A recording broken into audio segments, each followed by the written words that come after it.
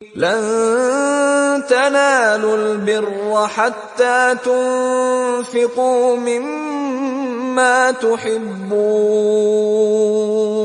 وما تنفقوا من شيء فإن الله به عليم۔ السلام علیکم ورحمۃ اللہ وبرکاتہ۔ میں امید کرتی ہوں آپ سب ایمان اور صحت کی بہترین حالتوں میں ہوں گی انشاءاللہ تعالی۔ آج کا ہمارا ٹاپک ہے محبوب کے لیے محبوب چیز۔ اعوذ باللہ من الشیطان الرجیم، بسم اللہ الرحمن الرحیم، اللہم فقہنا فی الدین، آمین۔ سورہ آل عمران آیت نمبر 92 میں فرمایا، لن تنالوا البر حتی تنفقوا مما تحبون وما تنفقوا من شیء فإن اللہ بہ علیم۔ تم نیکی کو نہیں پہنچ سکتے جب تک کہ اپنی وہ چیزیں اللہ کی راہ میں خرچ نہ کرو جنہیں تم عزیز رکھتے ہو، اور جو کچھ تم خرچ کرو گے بے شک اللہ اس سے بے خبر نہ ہوگا۔ تاکیدی انداز میں اس آیات کا آغاز ہو رہا ہے کہ نیکی کی اصل روح اللہ کی محبت ہے، ایسی محبت کہ رضائے الہی کے مقابلے میں دنیا کی کوئی چیز عزیز تر نہ ہو۔ جس چیز کی بھی محبت انسان کے دل پر اتنی غالب آ جائے کہ وہ اسے اللہ کی محبت پر قربان نہ کر سکتا ہو، بس وہی اس کا بت ہے۔ جب تک آدمی اس بت کو نہ توڑے گا نیکی کے دروازے اس پر بند رہیں گے۔ مندرجہ بالا آیات میں لفظ البر استعمال ہوا ہے جس سے مراد ہے حقیقی نیکی۔ تو اس آیت میں یہ کہا جا رہا ہے کہ تم نیکی کی روح کو نہیں پہنچ سکتے، مکمل خیر کو نہیں پہنچ سکتے، مکمل سلامتی کو نہیں پہنچ سکتے، اللہ کی رحمت کو نہیں پہنچ سکتے، جنت تک نہیں پہنچ سکتے جب تک کہ آگے شرط بیان ہو رہی ہے کہ تنفقوا مما تحبون، تم خرچ کرو اس میں سے جو تم کو بہت عزیز ہو۔ یعنی صرف خرچ کرنے کے لیے نہیں کہا جا رہا، بلکہ اس سے بھی بڑھ کر مطالبہ آ رہا ہے کہ اس میں سے خرچ کرو جو تمہیں بہت پیاری ہے، بہت محبوب ہے۔ پھر مما کہہ کر دلاسا بھی دے دیا کہ سب کا سب دینے کے لیے نہیں کہا جا رہا۔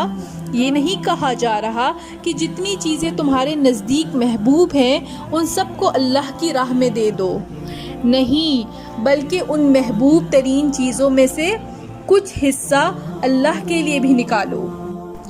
اس کے بعد فرمایا فَإِنَّ اللَّهَ بِهِ عَلِيمٌ، بے شک اللہ اس سے باخبر ہوگا، یعنی اس کے علاوہ جو خرچ کرو گے بے شک اللہ اس سے باخبر ہوگا اور تمہارا اجر اللہ کے پاس محفوظ ہوگا انشاءاللہ۔ تو یہاں نیکی کی اصل روح تک پہنچنے کا ذریعہ بتا دیا کہ اللہ کی راہ میں اپنی محبوب چیز کو قربان کرو گے تو حقیقی نیکی پالو گے۔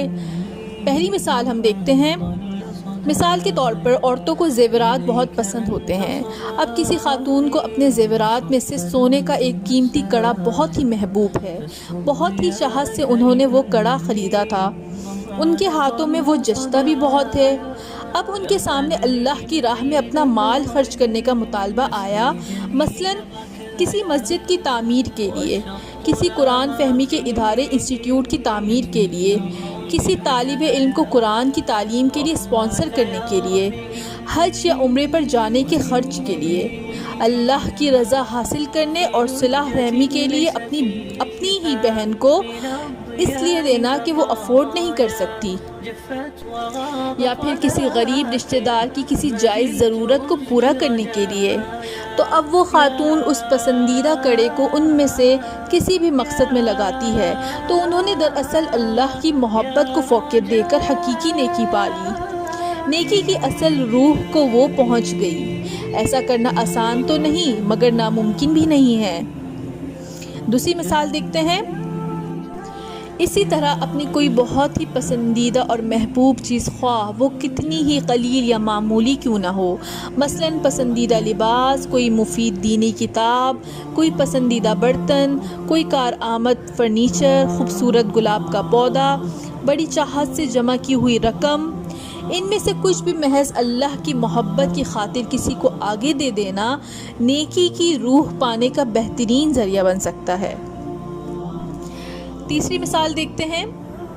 اسی طرح کوئی شخص محض اللہ کی رضا اور محبت کی خاطر اپنا پسندیدہ شوق موسیقی یعنی کہ میوزک سننا یا فلمیں دیکھنا چھوڑ دیتا ہے، یا کوئی لڑکا کسی لڑکی سے ناجائز محبت چھوڑنے کی قربانی دیتا ہے، یا کسی ناراض رشتہ دار سے خود آگے بڑھ کر تعلق جوڑتا ہے، تو یہ تمام مثالیں اور قربانیاں بھی نیکی کی روح کو پانے کا اعلیٰ معیار ہے۔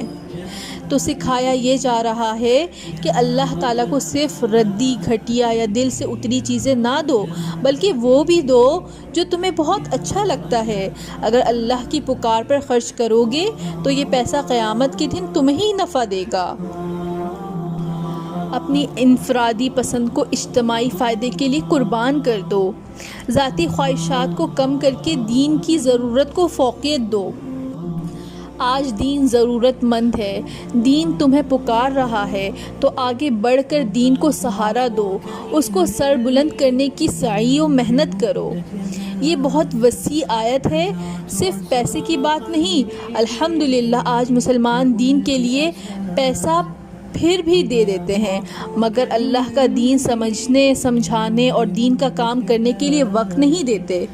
وقت آج نایاب ہو گیا ہے، تو جو چیز جتنی کمیاب ہو جاتی ہے وہ اتنی ہی نایاب ہو جاتی ہے۔ آج وقت بہت قیمتی ہو گیا ہے، تو اللہ کی نظر میں بھی اس کی وقت بہت بڑھ گئی ہے۔ لہٰذا مال کے علاوہ ہمیں اپنی صلاحیتیں، وقت، آرام اور ذہانت ان سب کو بھی اللہ کی راہ میں لگانا ہے، کھپانا ہے۔ پھر دیکھیں دین اسلام پر کیسی بہار آئے گی۔ تو جو وقت لگا رہا ہے وہ تو بڑی قیمتی چیز اللہ کی راہ میں صدقہ کر رہا ہے۔ اسی طرح کوئی اپنی نیند قربان کر رہا ہے یا اپنی کسی غلط عادت یا مشغلے کو اللہ کی خاطر چھوڑتا ہے، تو وہ بھی دراصل اپنی محبوب چیز ہی قربان کر رہا ہے۔ اللہ کی راہ میں اپنی پسندیدہ چیز دے کر دیکھیں کیسے اس چیز کی محبت دل سے نکلے گی اور اللہ کی محبت اس کو ریپلیس کر دے گی۔ پھر یہ بھی یاد رکھیں کہ محبوب چیز سے مراد بہت مہنگی یا قیمتی چیز نہیں، بلکہ پسندیدہ یا محبوب چیز مراد ہے، خواہ وہ قلیل اور قیمت کے اعتبار سے کم ہی کیوں نہ ہو۔ ایک اور آیت سے اس بات کو سمجھتے ہیں۔ اللہ تعالیٰ فرماتا ہے، اے لوگو جو ایمان لائے ہو، جو مال تم نے کمائے ہیں اور جو کچھ ہم نے زمین سے نکالا ہے، اس میں سے بہتر حصہ اللہ کی راہ میں خرچ کرو۔ ایسا نہ ہو کہ اس کی راہ میں دینے کے لیے بری سے بری چیز چھانٹنے کی کوشش کرنے لگو، حالانکہ وہی چیز اگر کوئی تمہیں دے تو تم ہرگز اسے لینا گوارا نہ کرو، الا یہ کہ اس کو قبول کرنے میں تم چشم پوشی کر جاؤ۔ سورہ بقرہ آیت نمبر 267۔ لہٰذا محتاط ہونے کی ضرورت ہے۔ انسان اللہ کی راہ میں جو بھی خرچ کرے اخلاص نیت اور اللہ کی رضا کے لیے کرے۔ دوسروں پر احسان جتانا، ریاکاری، دکھاوا یا شہرت مطلوب نہ ہو۔ خرچ کرنا بعض اوقات آسان ہوتا ہے، مگر اس کا اجر آخرت تک سنبھال کر رکھنا مشکل کام ہے۔ چنانچہ جو بھی اللہ کی راہ میں خرچ کیا جائے اس کا احسان نہ اللہ پر رکھا جائے نہ لوگوں پر۔ یاد رکھیے جو خرچ کر رہا ہے وہ اپنے ہی فائدے کے لیے کر رہا ہے، جیسا کہ قرآن کریم میں آتا ہے، اے لوگو جو ایمان لائے ہو اپنے صدقات احسان جتا کر اور دکھ دے کر اس شخص کی طرح خاک میں نہ ملا دو جو اپنے مال محض لوگوں کو دکھانے کے لیے خرچ کرتا ہے۔ سورہ بقرہ آیت نمبر 264۔ اسی طرح اپنی کوئی خوبی، صلاحیت، وقت، نیند، آرام یا اولاد کو اللہ کے لیے لگائیے، مگر اس راہ میں آنے والی مشکلات کا لوگوں سے تذکرہ کر کے اس کا اجر ضائع نہ کیجیے۔ اللہ کی راہ میں محبوب چیز قربان کرنے کا فائدہ۔ ابو ہریرہ رضی اللہ عنہ سے روایت ہے کہ رسول اللہ صلی اللہ علیہ وسلم نے فرمایا، اللہ تعالیٰ فرماتا ہے، تو میرے محتاج بندوں پر اور دین کے کام کو آگے بڑھانے کے لیے خرچ کر تو میں تجھ پر خرچ کروں گا۔ صحیح بخاری اور مسلم کی حدیث ہے۔ آزما کر دیکھیے، جو چیز اللہ کی راہ میں لگائیں گے وہ بابرکت ہو جائے گی۔ وقت لگائیں گے تو دنیا اور دین دونوں کے لیے وقت میں برکت ہوگی۔ اللہ کے لیے پیسہ لگائیں گے، اللہ تعالیٰ مال میں برکت دے گا۔ اپنی کوئی صلاحیت اللہ کے لیے لگائیں، دیکھیے گا آپ کی وہ صلاحیت مزید کیسے نکھرے گی۔ اگر آپ کے پاس ذہانت ہے تو اسلام سے بڑھ کر اس کو لگانے کی اور کون سی جگہ ہوگی۔ ذہانت کا استعمال کریں تو دیکھیں کیسا خوبصورت اسلام وجود میں آئے گا۔ اپنی محبوب اولاد کو دین کے لیے لگائیے، کھپائیے، ان کی صرف دنیاوی ناموری اور تعلیم کی نہیں بلکہ آخرت کی کامیابی اور بلند درجات کی بھی فکر کیجیے، تاکہ وہ آپ کے بعد آپ کے لیے صدقہ جاریہ بن سکیں۔ رسول اللہ صلی اللہ علیہ وسلم نے فرمایا، صدقہ اور انفاق انسان کے مال و دولت میں کمی نہیں کرتے۔ صحیح مسلم کی حدیث ہے۔ کوئی ایسی چیز دے دینا جو ہمیں پسند نہ ہو نسبتاً آسان ہے، مگر جو محبوب چیز ہے اس کو اللہ کی راہ میں دینا قدرے مشکل ہے۔ مگر صحابہ کرام رضی اللہ عنہم محبوب کے لیے محبوب چیز خرچ کرنے کی قدر جانتے تھے۔ انس رضی اللہ عنہ سے روایت ہے کہ ابو طلحہ رضی اللہ عنہ انصاری مدینے کے سب سے مالدار آدمی تھے۔ انہیں اپنے باغات جائیداد میں سب سے زیادہ محبوب بیرہا کا باغ تھا۔ یہ باغ مسجد نبوی کے سامنے تھا اور رسول اللہ صلی اللہ علیہ وسلم اس باغ میں تشریف لے جاتے اور پانی پیتے۔ اس باغ کے کنویں کا پانی نہایت عمدہ تھا۔ انس رضی اللہ عنہ کہتے ہیں کہ جب یہ آیت نازل ہوئی لن تنالوا البر، تو ابو طلحہ رضی اللہ عنہ رسول اللہ صلی اللہ علیہ وسلم کی خدمت میں حاضر ہوئے اور کہا، بیرہا میرا سب سے محبوب مال ہے، میں نے اس کو راہ خدا میں وقف کیا تاکہ یہ اللہ تعالیٰ کے ہاں میرے کام آئے۔ تو اے اللہ کے رسول صلی اللہ علیہ وسلم، جہاں آپ صلی اللہ علیہ وسلم کا رب بتائے وہاں صرف کیجیے۔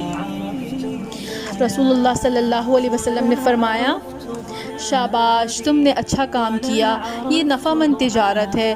پھر آپ صلی اللہ علیہ وسلم نے فرمایا، میں سمجھتا ہوں کہ آپ رضی اللہ عنہ اسے اپنے اقربا میں تقسیم کر دیں۔ ابو طلحہ رضی اللہ عنہ نے رسول اللہ صلی اللہ علیہ وسلم کے اس مشورے کو قبول فرما کر یہ باغ اپنے اقربا اور چچا زاد بھائیوں میں تقسیم فرما دیا۔ اس سے بخاری اور مسلم نے روایت کیا ہے۔ اس باغ کی قیمت کا اندازہ اس بات سے لگایا جا سکتا ہے کہ اس باغ کا چوتھائی حصہ چند سال بعد 1,00,000 درہم میں فروخت ہوا۔ اس حدیث سے معلوم ہوا کہ ایسے رشتہ دار جن سے مال و دولت میں مقابلہ ہو، مثلاً چچا زاد بھائی وغیرہ، ان کو محض اللہ تعالیٰ کی محبت کی خاطر دینا کتنا باعث اجر و ثواب ہے۔ اس آیت پر عمل کرنے کے لیے زید بن حارثہ رضی اللہ عنہ اپنا ایک گھوڑا رسول اللہ صلی اللہ علیہ وسلم کی خدمت میں لے کر حاضر ہوئے اور عرض کیا، مجھے اپنی املاک میں یہ سب سے زیادہ محبوب ہے، اس کو اللہ تعالیٰ کی راہ میں خرچ کرنا چاہتا ہوں۔ آپ صلی اللہ علیہ وسلم نے اس کو قبول فرما لیا، لیکن ان سے لے کر انہی کے صاحبزادے اسامہ رضی اللہ عنہ کو دے دیا۔ زید بن حارثہ رضی اللہ عنہ اس پر کچھ مغموم ہوئے کہ میرا صدقہ لوٹ کر میرے ہی گھر واپس آ گیا۔ رسول اللہ صلی اللہ علیہ وسلم نے ان کو تسلی کے لیے فرمایا، اللہ تعالیٰ نے تمہارا صدقہ قبول کر لیا ہے۔ اس سے ایک بات معلوم ہوئی کہ خالص اللہ کی رضا کے لیے کی گئی نیکی کا صلہ دنیا میں بھی مل جاتا ہے۔ ہو سکتا ہے کہ وہ چیز لوٹ کر ہمارے ہی پاس آ جائے اور آخرت کا اجر تو باقی ہے۔ آپ صدقے کے ذریعے سے ایک تجربہ کر کے تو دیکھیے کیسے اللہ تعالیٰ آپ کا اللہ کی راہ میں دیا مال کسی اور شکل میں آپ کو لوٹاتا ہے۔ اسی طرح عبداللہ بن عمر رضی اللہ عنہ نے بھی ایک کنیز کو جو ان کو بہت محبوب تھی اللہ تعالیٰ کی محبت کی خاطر آزاد کیا۔ انہوں نے فرمایا، اگر لوٹانے کی اجازت ہوتی تو میں اس کو واپس لے کر نکاح کر لیتا۔ اس حدیث سے واضح ہوتا ہے کہ انسانوں کی محبت اور جذبات کی قربانی بڑی سخت ہے، لیکن یہی ہمارا امتحان ہے کہ ان رشتوں کی محبت اللہ تعالیٰ سے آگے نہ بڑھنے پائے۔ اللہ تعالیٰ سے دعا ہے کہ وہ ہمیں اپنی راہ میں اپنی محبوب چیز قربان کرنے کی توفیق دے، تاکہ ہم اس کے بتائے ہوئے نیکی کے بلند مقام تک پہنچ کر اس کو راضی اور خوش کر سکیں۔ آمین۔ جزاکم اللہ خیراً کثیرا۔ السلام علیکم ورحمۃ اللہ وبرکاتہ۔